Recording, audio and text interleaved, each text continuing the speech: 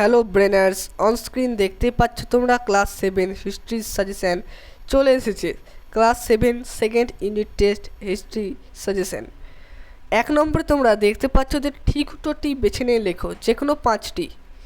1 নম্বর বলা আছে, শাসক হয়েও সুলতান উপাধি নেননি খিজির খান, বলবন, আলাউদ্দিন খলজি। 4 নম্বর ইলতুৎমিশ। সঠিক উত্তর হবে খিজির খান। শাসক হয়েও সুলতান উপাধি তিনি নেননি। 2 নম্বর বলা আছে, 12 ভূঁইয়া কোন মুঘল সম্রাটের বিরুদ্ধে আক্রমণ করেছিলেন? 1 নম্বর বলা আছে বাবর, 2 নম্বর দ্বিতীয় বাহাদুর শাহ, 3 নম্বর জাহাঙ্গীর, 4 নম্বর শাহজাহান। তবে এখানে বলা আছে দ্বিতীয় বাহাদুর শাহ। এটা কি জানো? মুঘল সম্রাটের, ইনি হলেন মুঘল শাসন ব্যবস্থার যিনি সবথেকে শেষ শাসক ছিলেন, দ্বিতীয় বাহাদুর শাহ। তোমরা হয়তো ভাববে ঔরঙ্গজেব মুঘল সাম্রাজ্যের শেষ শাসক, কিন্তু না, দ্বিতীয় বাহাদুর শাহ হলো মুঘল সাম্রাজ্যের শেষ শাসক। সেখানে সঠিক উত্তর হবে 12 ভূঁইয়া মুঘল সম্রাট জাহাঙ্গীরের বিরুদ্ধে আক্রমণ করেছিলেন। উত্তরসূরিদের মধ্যে অঞ্চল ভাগ করার তৈমুরীয় নীতি ভেঙেছিলেন 1 নম্বর আকবর, 2 নম্বর বাবর, 3 নম্বর হুমায়ুন, 4 নম্বর ঔরঙ্গজেব। সঠিক উত্তর হবে আকবর তো ভাঙেনি, বাবর তো ভাঙেনি, 4 নম্বর ঔরঙ্গজেবও ভাঙেনি, তাহলে বাকি থাকলো 3, অতএব হুমায়ুন। সঠিক উত্তর হলো হুমায়ুন।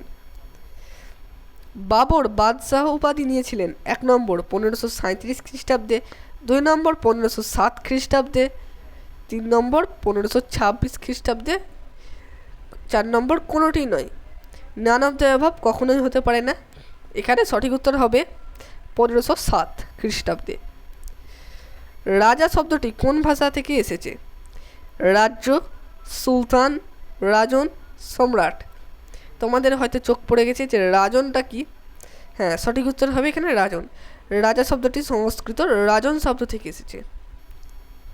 ভাস্কো দা গামা ভারতে আসেন 1526 খ্রিস্টাব্দে, 1598 খ্রিস্টাব্দে, 1498 খ্রিস্টাব্দে, না 1624 খ্রিস্টাব্দে। তোমরা নিশ্চয় পারবে। এখানে 1498 খ্রিস্টাব্দে ভাস্কো ডা গামা ভারতে আসেন। নেক্সট বলা আছে, ফরাসি ইস্ট ইন্ডিয়া কোম্পানি প্রতিষ্ঠিত হয় 1664 খ্রিস্টাব্দে, 1502 খ্রিস্টাব্দে, 1498 খ্রিস্টাব্দে আর 1600 খ্রিস্টাব্দে। সঠিক উত্তর, এটা তোমাদের পরীক্ষায় 100% আসবে 1664 খ্রিস্টাব্দে। যে সকল ছাত্ররা এই চ্যানেলে নতুন আছো তারা অবশ্যই চ্যানেলটিকে সাবস্ক্রাইব করে বেল আইকন প্রেস করে দাও, তাতে তুমি অনেক ক্লাস 7-এর এরকম সাজেশন পেয়ে যাবে, কারণ এই চ্যানেলটি ক্লাস 7-এর জন্যই তৈরি করা হয়েছে। নেক্সট বলা আছে, নিচের প্রশ্নগুলির এক কথায় উত্তর দাও, যে কোনো 5টি। খিলাত কি? তোমাদের পরীক্ষায় আসবে 100% বলে রাখি। উত্তর লিখবে, খিলাত হলো আনুষ্ঠানিক পোশাক। এখানে প্রো হয়ে গেছে, এটা টাইপিং মিস্টেকে, এটা হবে পোশাক, আনুষ্ঠানিক পোশাক বা সম্মানজনক পোশাক। এখানে 2 বার আনুষ্ঠানিক লেখা আছে, এটা ভুল টাইপিং মিস্টেক। কার আমলে 40 চক্র গড়ে ওঠে? কার আমলে 40 চক্র গড়ে ওঠে? উত্তর হবে সুলতান ইলতুৎমিশের আমলে 40 চক্র গড়ে ওঠে। 3 নম্বর বলা আছে, পানিপথের প্রথম যুদ্ধ কত খ্রিস্টাব্দে হয়? পানিপথের প্রথম যুদ্ধ 1526 খ্রিস্টাব্দে হয়। 4 নম্বর বলা আছে, হিমু কে? এটা বইয়ের প্রশ্ন, একদম স্টারওয়ালা প্রশ্ন, কিন্তু তোমাদের যদিও স্টার দেওয়া হয়নি, কিন্তু এটা পরীক্ষা তোমাদের 100% আসবে। উত্তর হলো আদিল শাহের প্রধানমন্ত্রী। আকবরের পালক পিতা কে ছিলেন? তোমাদের এটা পরীক্ষায় অনেক সময় এসে থাকে। আকবরের পালক পিতা অর্থাৎ আকবরকে ছোট থেকে কে মানুষ করেছিল? হুমায়ুন তো তার অনেক ছোটতেই মারা গিয়েছিল। আকবর কত বছর বয়সে সিংহাসনে বসে? কমেন্ট করে জানাও। উত্তর হবে বৈরাম খান। বৈরাম খান হলেন আকবরের পালক পিতা। 6 নম্বর বলেছে, লালকেল্লা তৈরি করতে সে সময় কত টাকা খরচ হয়েছিল? উত্তর, লালকেল্লা তৈরি করতে সেই সময় 91 লক্ষ টাকা খরচ হয়েছিল। 7 নম্বর বলা আছে, মুঘল যুগে খুব ধনী বণিকদের কি বলা হতো? উত্তর, সঠিক উত্তর হবে এখানে বণিক সম্রাট। ওলন্দাজ শব্দটি কোন শব্দ থেকে এসেছে? উত্তর, উলান্দাজ কথাটি হল্যান্ডেজ শব্দ থেকে এসেছে। 9 নম্বর, মুঘল সম্রাট আকবরের তৈরি নতুন রাজধানীর নাম কি? মুঘল সম্রাট আকবরের তৈরি নতুন রাজধানীর নাম হলো ফতেপুর সিকরি। যারা এই চ্যানেলে নতুন আছো তারা অবশ্যই চ্যানেলটিকে সাবস্ক্রাইব করে দিও এবং বেল আইকন প্রেস করে দিও। আর তুমি যদি এই চ্যানেলে নতুন না থাকো তাহলে অবশ্যই ভিডিওটি একটি লাইক করে দিও এবং বন্ধুদের কাছে শেয়ার করে দিও, তাতে বন্ধুরাও তোমার জানতে পারবে এরকম সাজেশন। 10 নম্বর বলা আছে, কাকে রাজা উপাধি দেওয়া হয়েছিল? সঠিক উত্তর হবে বীরবলকে রাজা উপাধি দেওয়া হয়েছিল। তোমাদেরকে বলে রাখি, বীরবলের আসল নাম কি? তোমরা নিশ্চয়ই জানো না। বীরবলের আসল নাম হলো মহেশ দাস। 3 নম্বরে বলা আছে, নিচের যে কোনো 2টি প্রশ্নের উত্তর দাও। এগুলি 2 নম্বরের কোশ্চিন। সুলতান কি? তোমাদের পরীক্ষায় 100% আসবে এবং তুমি 100% পারবে, কিন্তু অনেক সময় দেখবে ঠিকঠাক উত্তর করা সত্ত্বেও 2-1.5 দিয়ে দেয়, কারণ লেখার ভাঁজটা ঠিকঠাক হয় না। তাই লিখবে সুলতান হলো একটি উপাধি। ভারতের তুর্কি শাসকদের মধ্যে অনেকেই এই উপাধি ব্যবহার করতেন বা নিতেন। প্রকৃত অর্থে সুলতান শব্দের অর্থ কর্তৃত্ব বা ক্ষমতা। ভারতের দিল্লিকে কেন্দ্র করে সুলতানি শাসনের প্রতিষ্ঠা করেছিলেন কুতুবউদ্দিন আইবক। তাহলে দিল্লি সুলতানির শেষ শাসককে কমেন্ট করে জানাও। 2 নম্বর বলা আছে, খুতবা বলতে কী বোঝো? এটাও 100% তোমাদের পরীক্ষায় আসবে, কারণ এই যে সেটটি হয়েছে এটা খুবই ইম্পর্টেন্ট সেট এবং এইখান থেকেই পরীক্ষায় সব কোশ্চিন আসবে। উত্তর, খুতবা শব্দের আসল অর্থ হলো ভাষণ। কোনো কোনো সুলতানের শাসনকালে মসজিদে, এখানে মসজিদে বানান ভুল আছে, মসজিদে ইমাম শুক্রবারের নামাজের পর খুতবা পাঠ করতেন। এই খুতবায় সুলতান ও খলিফার নাম উল্লেখ করা হতো। খুতবা পাঠের আসল উদ্দেশ্য হলো সুলতান যে নিয়ম মেনে শাসন করছেন তা জনগণকে জানানো। এটা তোমরা অনেকে নাও পারতে পারো এই প্রশ্নটা। মুঘল কারা? 2 নম্বরের কোশ্চিন, একটু বেশি লিখতে হবে, স্টারওয়ালা কোশ্চিন আছে, দেখতে পাচ্ছ তোমরা। উত্তর, বাবর ছিলেন তুর্কি নেতা তৈমুর লং এবং মঙ্গলদের নেতা, মঙ্গল বানান এখানে ভুল আছে, মঙ্গকয় হয়ে গেছে, এখানে হবে ময়ক্কার উঙ্গকয় ল। মঙ্গলদের নেতা চেঙ্গিস খানের বংশধর। বাবর চেঙ্গিস খানের বংশধর বা মঙ্গলদের জীবনযাত্রাকে ঘৃণা করতেন, বরং তৈমুর লগের বংশ বলে গর্ববোধ করতেন। তা সত্ত্বেও বাবর তার বংশধরগণ ভারতের ইতিহাসে মুঘল নামে পরিচিত। তাহলে বুঝতে পারলে মুঘল কারা। নেক্সট, সার্বভৌম শাসক। সার্বভৌম শাসক বলতে বোঝায়, তোমরা নিশ্চয়ই পড়েছ, যে সর্বভূমির ওপর যার অধিকার। তো সঠিক উত্তর হবে এখানে এইভাবে লিখবে, সার্বভৌম শাসক বলতে বোঝায় সর্বভূমি। সার্বভৌম বলতে বোঝায় সর্বভূমি। সার্বভৌম শাসক বলতে বোঝায় যে শাসকের সর্বভূমি বা গোটা পৃথিবীর ওপর আধিপত্য আছে, কিন্তু একজন মানুষের সমগ্র পৃথিবীর ওপর আধিপত্য থাকে না। আসলে একজন শাসক নিজের ক্ষমতায় যে অঞ্চল বা দেশ শাসন করতেন তিনি সেখানকার সার্বভৌম শাসক। তোমাদেরকে বলে রাখি, আমাদের চ্যানেলে এরকম প্রচুর সাজেশান চলে এসেছে ক্লাস 7-এর, তোমরা তাই অবশ্যই চ্যানেলটিকে সাবস্ক্রাইব করে দেখে নেবে। 5 নম্বর বলা আছে, হুন্ডি বলতে কী বোঝো? উত্তর, হুন্ডি হলো এক বিশেষ ধরনের বিভিন্ন মূল্যের কাগজ, যার মাধ্যমে এক জায়গা থেকে অন্য জায়গায় টাকা পাঠানো যেত। মধ্যযুগে ভারতে হুন্ডি ব্যবস্থা চালু ছিল। তাহলে হুন্ডি ব্যবস্থা ভারতে কখন চালু ছিল? মধ্যযুগে। নেক্সট কোশ্চিনটা ভেরি ইম্পর্টেন্ট, দাদন বলতে কী বোঝো? উত্তর, দাদন শব্দের অর্থ হলো অগ্রিম। ইউরোপীয় বণিকরা ভারতের দাদন বা অগ্রিম অর্থ বা কাঁচামাল দিয়ে উৎপাদিত সামগ্রী কম দামে কিনে নিত। 4 নম্বরে বলা আছে, নিচের যে কোনো 2টি প্রশ্নের উত্তর দাও। এগুলো বড় কোশ্চিন। দিল্লি সুলতানদের কখন খলিফার অনুমোদন দরকার হতো?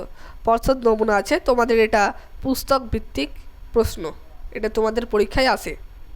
উত্তর, এখানে বলা আছে, দেখো, দিল্লি সুলতানদের কখন খলিফার অনুমোদন দরকার হতো?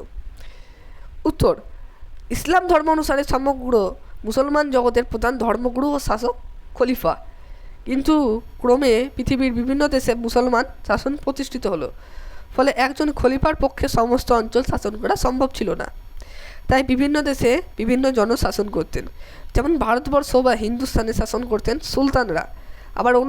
আবার কোনো সেনাপতি বা সুলতানের কোনো আত্মীয় সিংহাসন দখল করে নতুন সুলতান হলে তার খলিফার অনুমোদন দরকার হতো। তাহলে বলো তো কোন সুলতানের পর আর খলিফার অনুমোদন প্রার্থনা করেননি? কোন সুলতানের পর আর খলিফার অনুমোদন কেউ প্রার্থনা করেননি? তোমরা কমেন্ট করো এটা। 2 নম্বরটা ভেরি ইম্পর্টেন্ট, মুঘল সাম্রাজ্য থেকে দেওয়া হয়েছে। শেরশাহের সংস্কারমূলক কাজগুলি কী কী? উত্তর, শেরশাহ দিল্লির শাসক হওয়ার পর রাজস্ব ব্যবস্থা শাসন কার্যে কিছু সংস্কার করেছিলেন। সেগুলি হলো: 1 নম্বর রাজস্ব সংস্কার।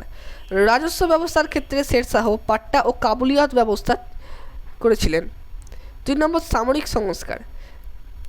শেরশাহ সেনাবাহিনীতে সুগঠিত করে রাখার জন্য দাগ ও হুলিয়া ব্যবস্থা চালু রাখেন। 3 নম্বর সরাইখানা। পথিক ও বণিকদের সুবিধার জন্য তিনি রাস্তার ধারে অনেক সরাইখানা তৈরি করেছিলেন। 3 নম্বর বলা আছে আকবরের রাজসভার নবরত্ন কারা। তোমরা যারা এই চ্যানেলে নতুন আছো তারা অবশ্যই চ্যানেলটিকে সাবস্ক্রাইব করে দেও এবং বেল আইকন প্রেস করে রাখিও। আর যে সকল ছাত্ররা এই চ্যানেলে সাবস্ক্রাইব করে দিয়েছো তারা অবশ্যই ভিডিওটি একটি লাইক করে দাও। 3 নম্বর বলা আছে দেখো আকবরের রাজসভার নবরত্ন কারা। এটা তোমাদের স্টারওয়ালা কোশ্চেন, অর্থাৎ তোমাদের পরীক্ষায় আসছে। উত্তর, মুঘল সম্রাট আকবরের রাজসভার বহু বিশিষ্ট পণ্ডিতদের মধ্যে 9 জন বিখ্যাত পণ্ডিতকে একত্রে নবরত্ন বলা হতো। অর্থাৎ মুঘল সম্রাট আকবরের রাজসভায় অনেক তো পণ্ডিতগণ ছিলেন, তার মধ্যে 9 জন পণ্ডিতকেই একত্রে নবরত্ন বলা হতো। সব পণ্ডিতকে কিন্তু নবরত্ন বলা হতো না, এটা তোমাদের মাথায় রাখতে হবে।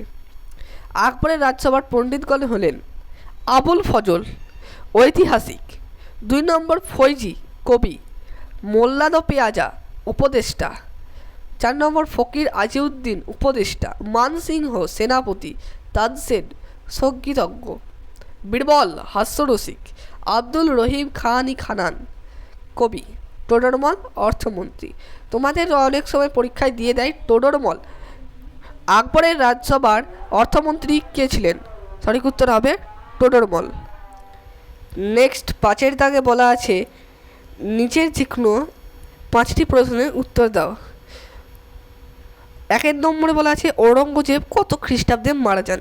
তোমরা অবশ্যই পারবে, ঔরঙ্গজেব 1707 খ্রিস্টাব্দে মারা গিয়েছিলেন।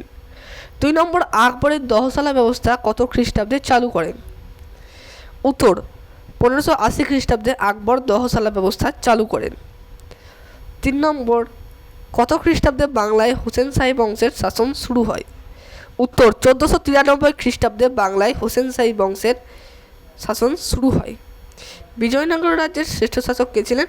তোমরা অবশ্যই পারবে, রাজা কৃষ্ণদেব রায়। সৈয়দ বংশের প্রতিষ্ঠাতাকে? উত্তর, খিজির খান। যে সকল ছাত্ররা এই চ্যানেলে নতুন আছো তারা অবশ্যই চ্যানেলটিকে সাবস্ক্রাইব করে দেও। নেক্সট বলা আছে ঔরঙ্গজেবের আমলে কোন শিখগুরুকে প্রাণদণ্ড দেওয়া হয়? উত্তর, তেগ বাহাদুর। ঔরঙ্গজেবের আমলে শিখগুরু তেগ বাহাদুরকে প্রাণদণ্ড দেওয়া হয়। তো এই ছিল তোমাদের আজকের ভিডিও। ভালো লাগলে অবশ্যই ভিডিওটি লাইক করবে এবং বন্ধুদেরকে শেয়ার করে দেবে। এখানে দণ্ড বানান লেখা হয়নি, লেখা আছে মূর্ধন্য য়, এটা টাইপিং মিস্টেকে দেওয়া হয়নি।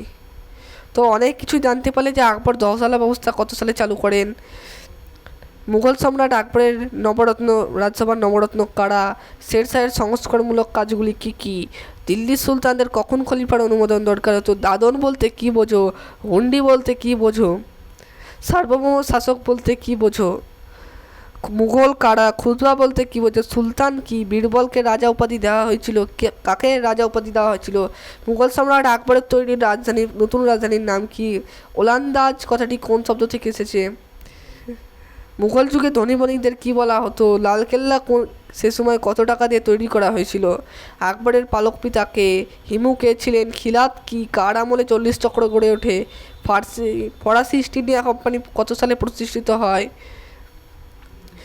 রাজন শব্দটি কোন শব্দ থেকে এসেছে, ভাস্কো ডা গামা কত খ্রিস্টাব্দে ভারতে আসেন, হুমায়ুন বাবর বাদশাহ উপাধি কত সালে নিয়েছিল, উত্তরসূরিদের মধ্যে অঞ্চল ভাগ করার তৈমুরী নীতি কে ভেঙেছিলেন, 12 ভূঁইয়া কোন মুঘল সম্রাটের বিরুদ্ধে আক্রমণ করেছিলেন, শাসক হয়েও সুলতান উপাধি কে নেননি? উত্তর, খিজির খান। তো ভালো লাগলে তোমরা অবশ্যই চ্যানেলটিকে সাবস্ক্রাইব করে দেবে এবং ভিডিওটি লাইক করে দেবে। এই ছিল আজকের ভিডিও। আবার তোমাদের জন্য 2-3 দিনের মধ্যেই আরও অনেক সাজেশান দিয়ে দেওয়া হবে চ্যানেলে।